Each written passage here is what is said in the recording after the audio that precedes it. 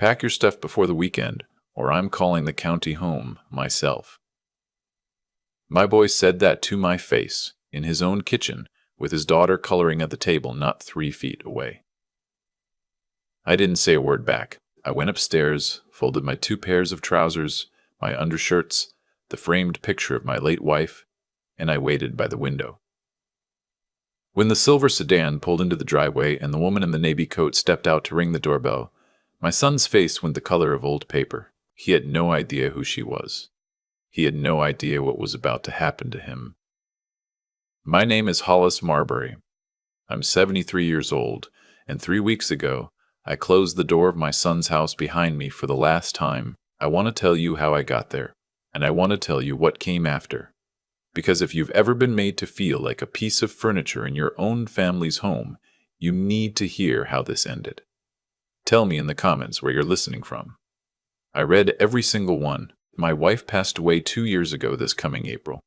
Her name was Ruth, and we were married 46 years. She went in her sleep, peaceful as a child, and I woke up the next morning talking to her about the weather, before I realized she wasn't going to answer. That kind of thing changes a man. The house we lived in down in Beaufort County felt like it had grown 10 sizes overnight. Every coffee cup in the cabinet, every cardigan on the hook by the door, every dent in the couch cushion was a piece of her, and I couldn't get rid of any of it. I'd sit at the kitchen table at 4 in the morning and just look at her chair across from me and wait for the sun to come up. My son's name is Royden. He's 41, works as a regional sales manager for a medical equipment company up in Charlotte. His wife's name is Corinne. They have a girl, Sutton, who's 9, and a boy, Tobiah, who's 6. After Ruth's funeral, Royden came down twice in the first 6 weeks. Then he started calling instead. Then the calls got shorter. I'd hear him sigh into the phone the way you sigh when a meeting won't end. He'd say, "Dad, I gotta run. I'll call you Sunday." Sunday would come and go. I'd sit by the phone like an old dog waiting at the door. About 8 months after Ruth passed, Royden drove down on a Saturday by himself. He sat in my kitchen with his hands folded like a man come to deliver bad news. He said, "Dad, this house is killing you. You're sitting here drowning in Mom's stuff and we're 300 miles away. Move up to Charlotte. Live with us. We've got a finished basement, nice and private. You'll have your own bathroom." Karine and I talked about it. The kids miss their grandpa. He even teared up a little when he said it. I believed him. God help me, I believed every word. I sold the house in Beaufort for $190,000. Ruth and I had paid $48,000 for it back in 1981. I closed in late October, the day before I drove up to Charlotte. Royden called and said the kitchen renovation he and Corinne were planning had come back over budget. He said the basement remodel was eating into their savings too. He said it would mean the world if I could help out with what we're doing for you. I gave him $90,000. I told him I wanted to. I told him I was proud to. I had $100,000 left sitting in a savings account at a credit union back home, and I told myself that was plenty for the rest of my days. I had my Social Security, I had my pension from 38 years at the paper mill, and I had a son who said the kids missed their grandpa. What else did I need? The basement they gave me wasn't the basement.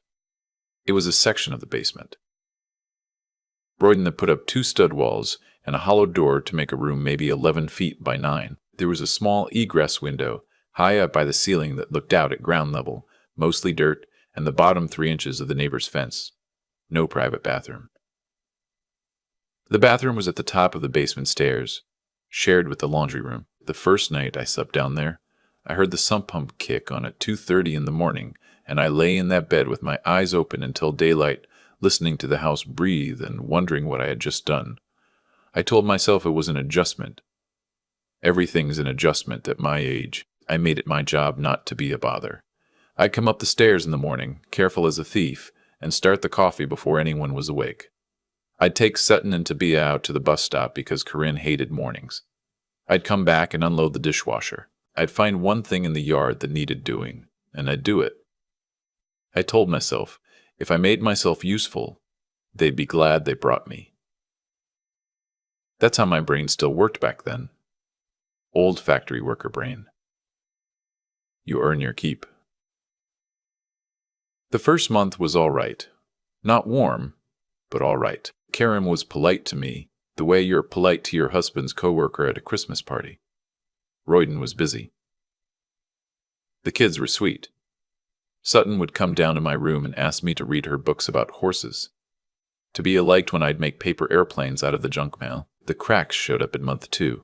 I came up one Saturday morning and Corinne was in the kitchen on the phone with her sister. She didn't see me on the stairs. She was saying, "I just can't, Mer. I cannot have him sitting on my couch staring at me while I'm trying to work. He's in every room. He's in every room. I feel like I can't breathe in my own house." I stood there on the 3rd step from the top and held onto the railing. I went back down to my room and stayed there until 2 in the afternoon. That night, Royden came down to my room. He sat on the edge of the bed because there was no chair. He said, "Dad, listen. Corinne works from home 3 days a week. She needs the main floor to be a work environment, so we're thinking, during the day, maybe you stay downstairs or go out somewhere. Library, mall, whatever. Just give her some space till 5 o'clock. That sound fair?" I said it sounded fair. What was I going to say? I was a guest in his house, and he had 2 children and a wife and a job, and I had nothing but time. I started getting out of the house at 8 in the morning. I'd take a thermos of coffee, and I'd drive to the public library in a strip mall over by the highway, and I'd sit there till they closed at 6. I read every Louis L'Amour they had. I read about the Civil War. I read about beekeeping. I read because there was nothing else to do, and because the librarian smiled at me when I came in, which was more than I was getting anywhere else. The pension money started becoming a topic. Around month 3, Karen brought it up at dinner, the way she brought everything up, with a smile that wasn't a smile.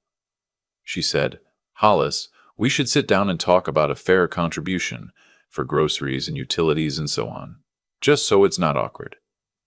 I said sure. The next night, Royden came down with a printed page.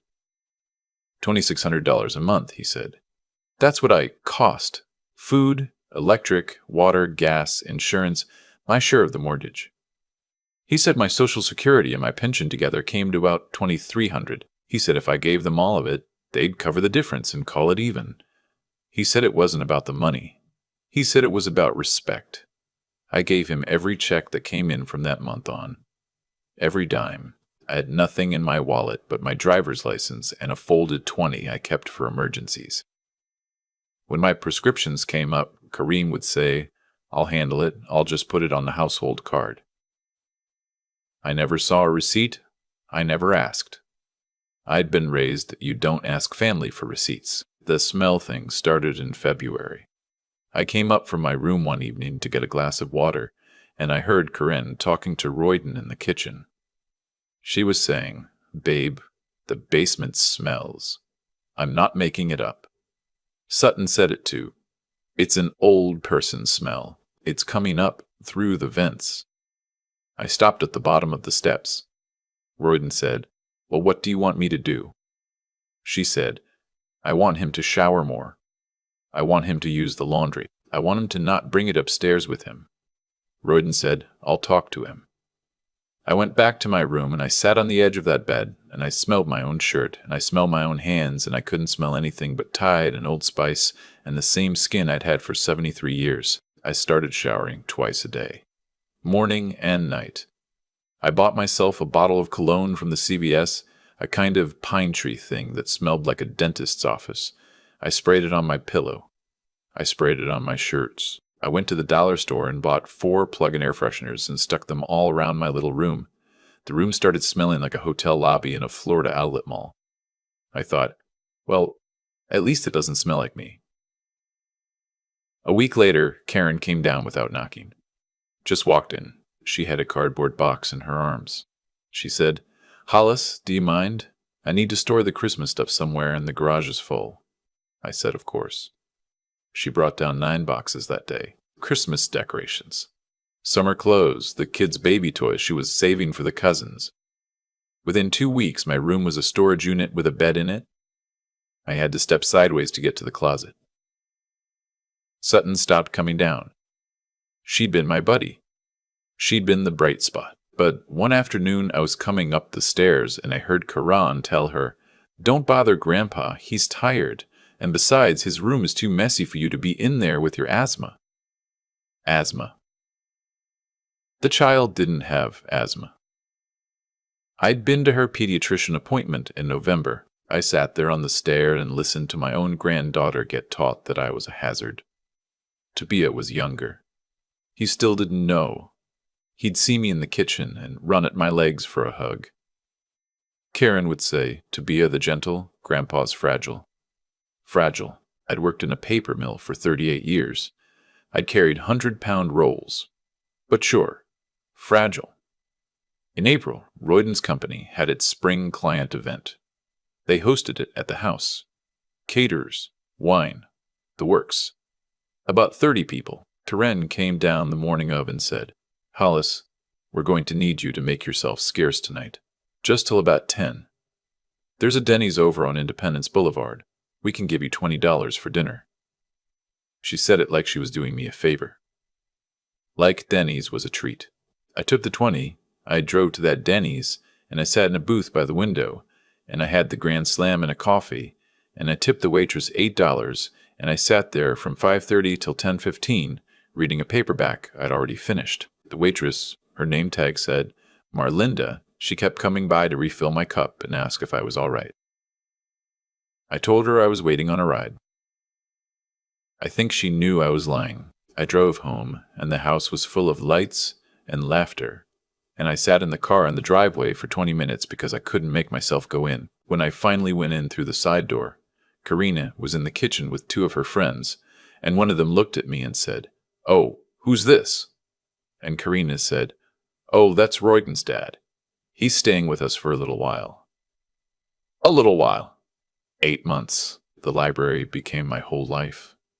I'd be there when they opened at 9, and I'd stay till they closed at 6. I started taking my lunch in a paper sack because eating at the food court of the mall cost too much. One afternoon, in May, I was sitting at my usual table by the periodicals, reading a county history book, and a voice next to me said, That book has the worst index in the building. I looked up. There was a woman about my age, maybe a year or 2 younger, gray hair cut short and neat, blue eyes, wearing a pair of small, wire-rimmed glasses pushed up on top of her head. She had a stack of 3 hardcover books in her arms and a canvas bag from a bookstore in Asheville. I said, I noticed. I've been hunting for the chapter on the textile strikes for 40 minutes. She laughed. She said, Page 217. I read it 8 times. She sat down across from me. Just sat down, like we'd known each other. Her name was Mirabelle Crowder. She was 69. She told me later she'd been watching me come into the library every day for 2 months, and she'd finally worked up the nerve to say hello. I'd love to tell you we fell into easy conversation, but the truth is I was so out of practice talking to another adult who wasn't my son or his wife that I sounded like a man with rocks in his mouth. She didn't seem to mind. She did most of the work that first day. She told me she was a widow. Her husband, Beauregard, had passed 5 years before. Prostate cancer that spread before they caught it. She told me she had one daughter who lived in Portland, Oregon, and they didn't speak. Hadn't for almost a decade over something to do with the daughter's husband that Mirabelle said she'd tell me about another day. She told me she came to the library because her house was too quiet and she'd already organized every closet twice. I told her I lived with my son. I didn't tell her any more than that. She didn't push. We started meeting every day. Same table, by the periodicals, between the big window and the local history section. We brought each other books we thought the other would like. She brought me a copy of a Wendell Berry novel that knocked me sideways. I brought her a biography of Theodore Roosevelt. We started bringing 2 coffees from the gas station down the road, one for her, one for me, and we'd sit there and read for 2 hours without saying a word, and that silence was the most comfortable thing I'd known since Ruth passed. By the 3rd week of knowing her, I told her about Quran and the basement, and the $20 at Denny's. I didn't mean to. It just came out of me one Tuesday afternoon, and I couldn't stop it. I cried right there in the library. A grown man, 73 years old, sitting between a stack of National Geographics and a county atlas, crying onto a paperback. She didn't say anything for a long time. Then she reached across the table and put her hand on mine and said, "Hollis, you don't deserve that, not 1 minute of it." Her hand was warm and small and steady, and I thought, when was the last time anybody touched me on purpose? I couldn't remember. The summer wore on. I was at the library every day. Mirabelle was at the library every day. We started taking walks at lunchtime around the little pond behind the strip mall. She told me about her marriage, the good parts and the hard parts. I told her about Ruth. I told her things about Ruth I hadn't told anyone, not even my own son. About the miscarriage we had before Royden was born. By the time she got it in her head, she wanted to learn to ride a motorcycle at age 58, and I had to talk her down for a week. Mirabelle laughed at that. Real laugh, from the belly. I hadn't made anybody laugh in 2 years. I want to be honest about the money part of Mirabelle, because the comments I read on stories like this always ask the same question. So here it is. Mirabelle's husband, Beauregard, had been a partner in an engineering firm that did government contracts. When he died, she got the house in a development called Stillwater Pines. Paid off.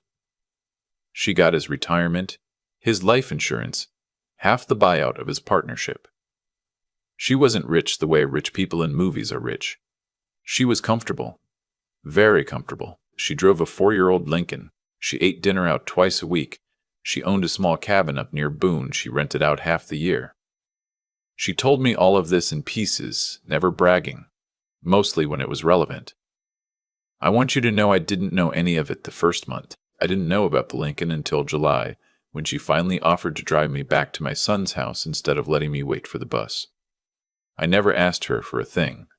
In August, the heat came down on Charlotte like a heavy lid. The basement got stuffy. Karen told me I couldn't run the little window AC unit during the day because of the electric bill. I went back to the dollar store and bought a battery fan. At night, the fan made a clicking sound, and I'd lie there sweating and listen to the click and the sump pump and the upstairs floor creaking when somebody walked across it, and I started to feel something I hadn't felt before. Not sadness. Not even anger exactly. Something flatter. I started to feel like I was already dead and just hadn't gotten the message yet. I told Mirabelle that on a Thursday afternoon by the pond. I said, I feel like a ghost in that house. I feel like I'm haunting it. She stopped walking, and she looked at me, and she said, Hollis, come stay with me. I said no. I said I couldn't. I said, what would people think? She said, I have a 4-bedroom house, and I rattle around in it like a bean in a jar. I have a guest room with a private bath. I have a screened-in porch I can't enjoy by myself anymore because there's nobody to enjoy it with. I'm not asking you to marry me. I'm asking you to come read books in my living room and eat dinner at my table. The rest is the rest. I said I'd think about it. I thought about it for 2 weeks. 2 weeks of going down those basement stairs every night. 2 weeks of Karin's tight smiles. 2 weeks of Tobia running at my legs and Karin saying gentle. I thought about it on a Sunday morning when Sutton came down to my room with a folded piece of construction paper and pushed it under my door because she wasn't allowed to come in. The paper said, I miss you, Grandpa, in purple crayon. I sat on my bed with that paper and I thought, this is what they're teaching her. They are teaching my granddaughter how to lose me. The Friday night the thing happened. I had no idea it was coming. I came up the stairs to make myself a piece of toast, and Royden was at the kitchen island looking at something on his laptop, and Karin was at the table with a glass of wine, and the air in the room was the kind of air you can lean against. Karin said, Hollis, sit down a minute. I sat. Hollis, sit down a minute. I sat. Royden didn't look up from his screen for a long time. When he did, his face was set the way his face used to set when he was 8, and he was about to lie about a broken window. He said, Dad, we need to make a change. I said, all right. He said, Karn and I have been talking. This isn't working. The kids need their space. Karani needs her workspace. You need more than we can give you. We've been looking at places. There's a county-assisted facility over in Gastonia that has a wait list, but we can get you in. It's a step down from a nursing home. It's like an apartment. You'd have your own room. He said it like he was offering me a vacation.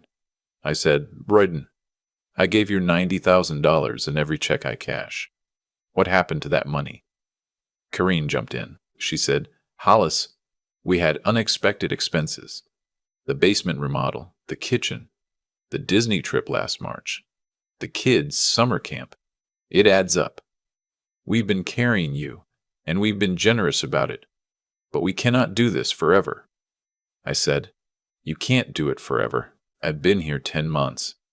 Royden's face got mean then. I'd never seen that face on him. He said, Pack your stuff before the weekend or I'm calling the county home myself.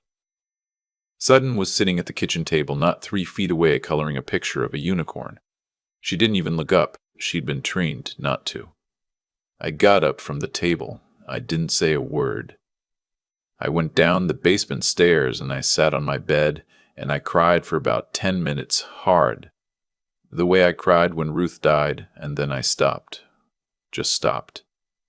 Like turning off a faucet. I picked up my flip phone, the one Royden made fun of me for keeping, and I called Mirabelle. She answered on the second ring. I said, Mirabelle, is the offer still open? She said, Hollis, the offer was open the second I made it, and it'll be open in 50 years. When do you want me to come? I said, Tomorrow morning, 9 o'clock. I packed that night. I didn't have much. 2 suitcases held everything I owned in the world. My clothes, my shaving kit, my reading glasses, my pension papers, my checkbook, Ruth's picture, Ruth's wedding ring on a chain, the construction paper from Sutton that said, I miss you, Grandpa, and a small wooden box my own father had made for me when I was 12, with my discharge papers and my birth certificate inside. I slept 4 hours. I was up at 5. I sat on the edge of that bed in the dark and waited for the sun to come up over the strip mall across the highway, and I thought about my whole life. About Ruth, about the day Royden was born, 3 weeks early, fitting in the crook of my arm like he was made for it. About teaching him to ride a bike on the gravel road behind our first house, about paying for his college, 4 years at North Carolina State, every penny, while Ruth and I drove cars with 200,000 miles on them and ate spaghetti 3 nights a week. I thought about all of it, and I didn't feel angry. I felt clear, like cold water. At 8:45, I carried my 2 suitcases up the basement stairs one at a time. Royden was sitting in the kitchen with his coffee. He saw the first suitcase and he said, Where are you going? I didn't answer. I went back down for the second. Karen came down the hall in her bathrobe and said, Hollis, what is this? I said, I'm leaving. Royden stood up. He said, Dad, the Gastonia place doesn't open till Monday. You can't just. I said, I'm not going to Gastonia. I heard the car in the driveway. I picked up both suitcases and I walked to the front door. Royden followed me. He said, Dad, who's outside? I opened the door. Mirabelle was coming up the walk in her navy coat. She gave me a small smile. She said, Hollis, let me get one of those. She took the heavier suitcase from my hand like it was nothing. Royden was standing in the doorway with his mouth open. He looked at Mirabelle. He looked at the silver Lincoln in the driveway. He looked back at me. He said, Who is this? Like she was an intruder. I said, Royden, this is my friend Mirabelle Crowder. Mirabelle, this is my son Royden and his wife Corinne. Mirabelle said, Pleasure. She did not put down the suitcase to shake anybody's hand. Corinne had come up behind Royden. Her face was the color of a piece of chalk. She said, Hollis, what is going on here? We were going to discuss this rationally. I said, We discussed it. You told me to pack my stuff, or you'd call the county home. I packed my stuff. Royden said, Dad, you can't just leave with this woman. Who is she? Where did you meet her? Is this... Dad, are you in your right mind? I looked at my son, my only child. The boy I'd carried on my shoulders. The boy I'd sold my truck to put through college. The man who'd taken $90,000 of my money and put me in a basement and complained that I smelled. I said, Royden, I am more in my right mind than I have been in 2 years. I'll call you when I'm ready. Don't call me till then. Maribel was already at the Lincoln. She'd put my suitcase in the trunk. I walked down the front walk. I didn't look back. I heard Karan say in a voice that wasn't a voice I'd heard from her before, "Hollis, wait." I didn't wait. I got in the passenger side of the Lincoln. The leather was warm from the morning sun. Maribel got in the driver's side. She put her hand on my knee for 1 second, and then she put the car in reverse. We backed out of the driveway. Royden was standing on the porch in his slippers. Karen was behind him with her hand over her mouth. Maribel pulled out onto the street, and I watched my son get smaller in the side mirror. And I didn't feel a single thing. Not yet. The feelings came later. In that moment, I felt like I'd just put down a load I'd been carrying so long, I'd forgotten my arms could hang loose. Maribel's house was in a development about 25 minutes north of the city, off a 2-lane road that wound past horse pastures. It was a brick ranch, low and long, with a screened porch on the back that looked out at a pond she shared with the neighbor. The guest room she'd offered me had a queen bed, 2 windows that faced east, an armchair, a reading lamp, a small dresser, and its own bathroom. There was a vase of fresh-cut flowers on the dresser. Maribel had cut them that morning before she came to get me. I sat down on the edge of that bed, and I cried again. I cried for 10 minutes. Maribel sat in the doorway and let me. When I was done, she said, "Come on out when you're ready. There's coffee on." I lived in that guest room for about 3 months before either of us suggested I move into the bigger room across the hall. We were both old enough to take it slow. We didn't have anything to prove and nobody to prove it to. Eventually, I moved across the hall. Eventually, it became our room. We didn't get married. We didn't need to. Neither of us was looking to mess with our wills or our social security. We just lived. We had coffee on the porch. We read books at the kitchen table. We watched the news and yelled at it. We went to a barbecue place every Friday and ordered the same thing. And the waitress, a heavy-set woman named Dorina, learned our names within a month. The money parts of what came next, I'm going to tell you straight, because the comments always ask. Royden didn't call for 9 days. When he finally did, I let it ring. I called him back the next afternoon. He started by apologizing, which is what con men do, and then he started in on what he needed. He needed me to come back, at least for the kid's sake. He needed to talk about the Gastonia thing that had come out wrong. That wasn't really the plan. He needed me to understand he and Karine had been under a lot of pressure. I let him talk for about 12 minutes. Then I said, "Royden, I'm going to ask you some questions, and I want straight answers." He said, "Okay." I said, "The $90,000 I gave you for the basement and the kitchen, where did it go?" Long silence. He said, "Dad, we used it for what we said. There were overruns." I said, "Show me the contractor invoices and I'll believe you." Longer silence. He said, "I don't have all of them. It's been a year." I said, "Royden, did you take that Disney trip on my money?" He didn't answer. I said, "Did you put the kids' summer camp on my money?" He didn't answer. I said, "Royden, did you use any of the $90,000 for anything you told me you were going to use it for?" He said, "Some of it." I said, "Some of it." He said, "Dad." I said, "Royden." Here's what's going to happen. I'm going to call my credit union on Monday, and I'm rerouting my pension and my Social Security to my own account. You'll get nothing else from me. Not $1. I'm changing my will too. The $100,000 I had set aside, and anything else that's in my name when I go, is not coming to you. It's going to a scholarship at the technical college, where I took my night classes. There'll be a Hollis and Ruth Marbury fund, and it'll pay for working-class kids to learn a trade. Your name won't be on it. Sutton and Tabia, when they turn 25, can apply for it like anybody else. He started yelling then. He called me names. He said Maribel was a gold digger and I was a senile old fool. He said Karine had been right about me all along. He said I owed them for taking me in. He said, "You're going to die alone, Dad." I said, "Royden, I almost did. In your basement." I hung up. That was 8 months ago. I haven't talked to him since.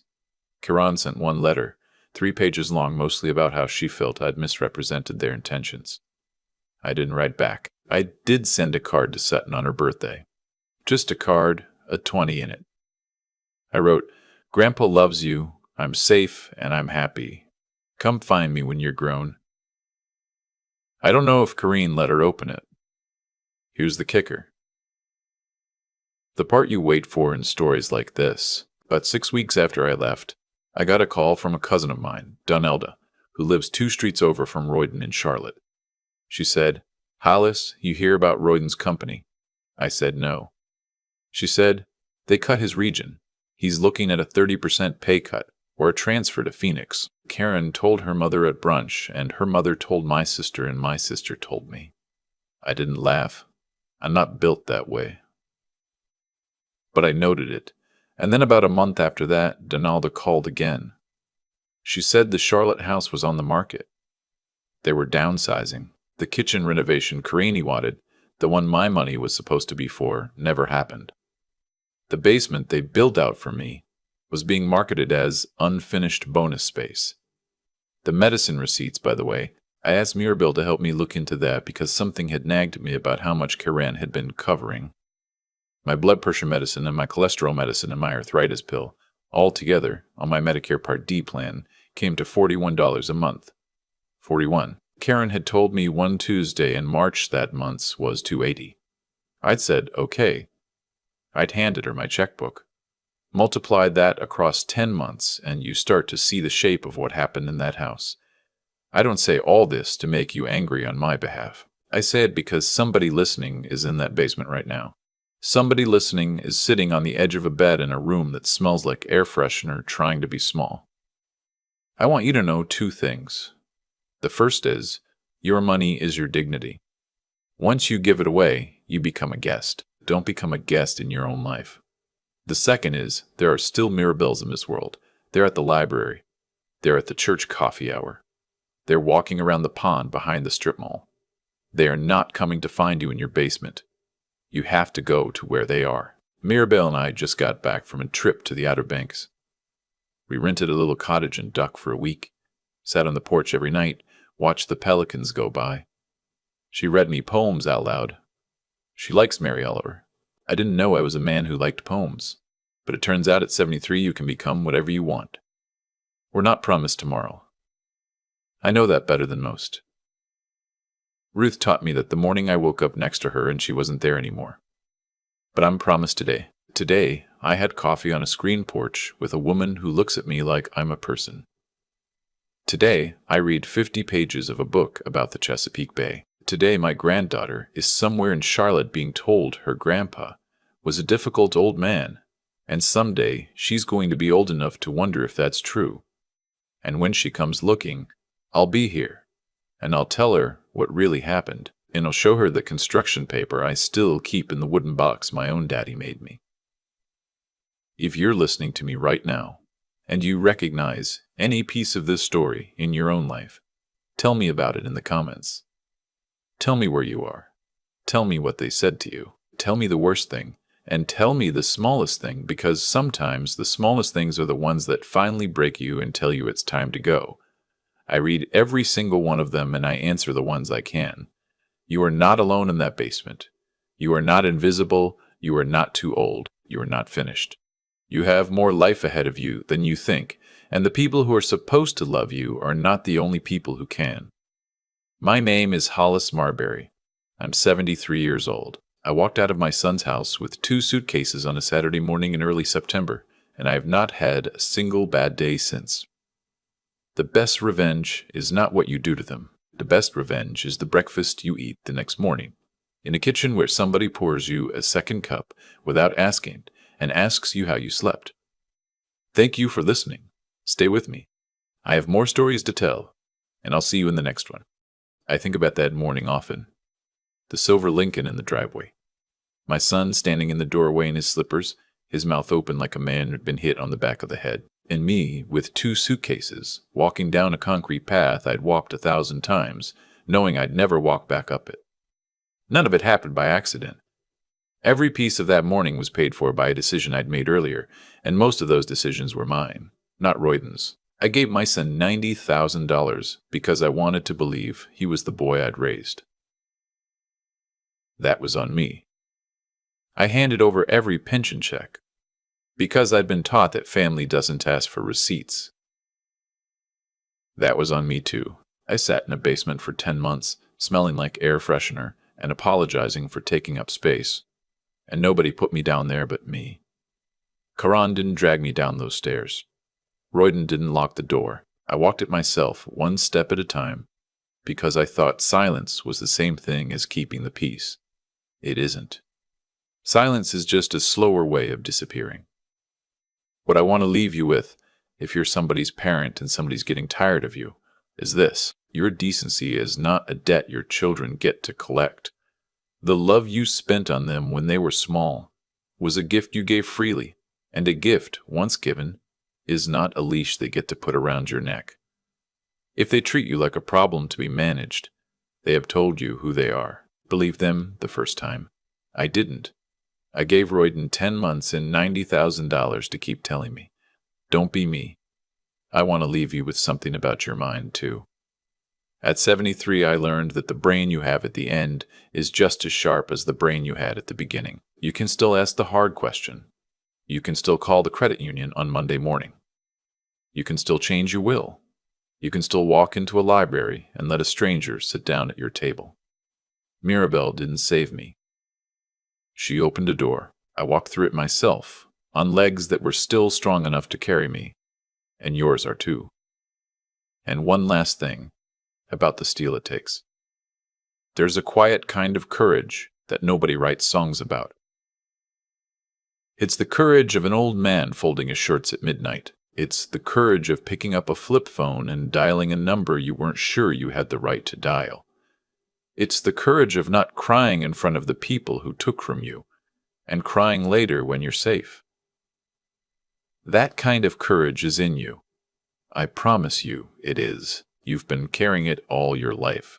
You used it to raise the very people who are now telling you you're a burden. Use it one more time. Use it for yourself. The breakfast on the other side of that door is worth every step,